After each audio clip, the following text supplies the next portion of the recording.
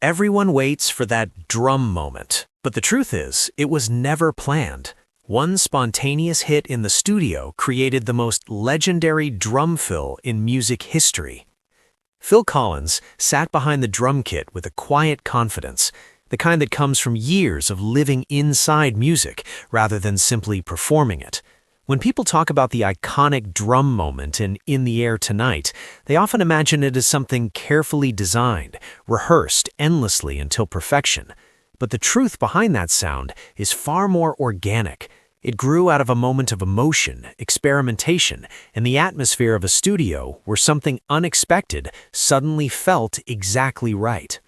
Collins has often explained that when he first started working on the song, it wasn't meant to be a drum-driven track at all. In fact, the early version was built around a haunting drum machine pattern and a slow, tense vocal delivery.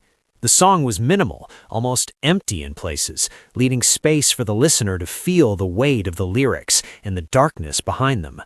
At the time, Collins was going through a deeply personal period in his life. His marriage was falling apart, and he found himself channeling emotions into songwriting that he might not have been able to express in conversation.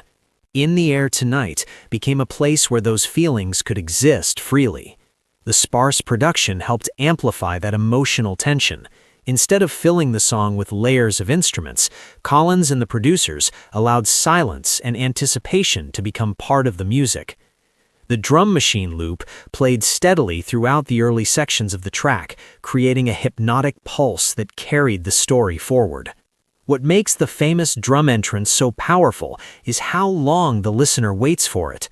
For much of the song, the drums feel almost absent, even though the rhythm is quietly ticking away in the background.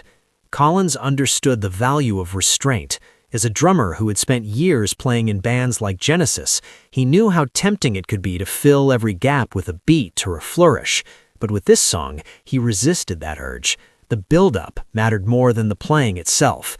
By holding back, he created an atmosphere where the eventual explosion of sound would feel inevitable. The studio environment played a crucial role in shaping that moment.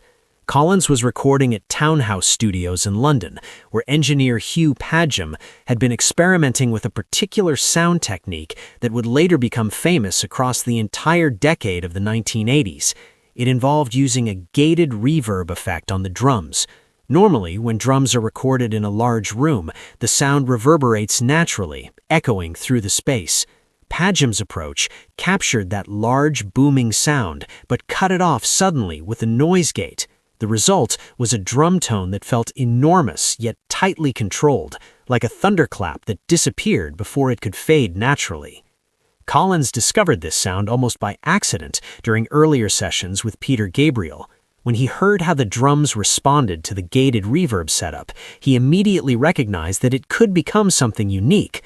It gave the drums a sense of drama and weight that traditional recording methods didn't offer. By the time he began recording In the Air Tonight, he knew this technique would be perfect for the kind of emotional release the song needed. When the moment came to record the drums for the track, Collins wasn't following a complicated written arrangement.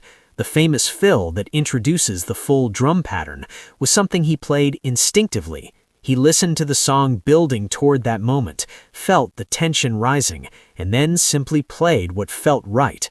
The drums crash into the mix, like a door suddenly bursting open after being held shut for too long. The sound is bold, dramatic, and slightly raw, which is exactly why it works so well. For listeners hearing the song for the first time, that drum entrance feels almost shocking. The track moves quietly for more than 3 minutes before suddenly transforming. It's a reminder that sometimes the most memorable musical moments come from contrast rather than complexity. Collins didn't need fast rhythms or flashy technique. What he needed was timing and emotional honesty. Over time, that drum fill became one of the most recognizable moments in pop music history. It's been referenced in movies, television shows, and countless internet memes.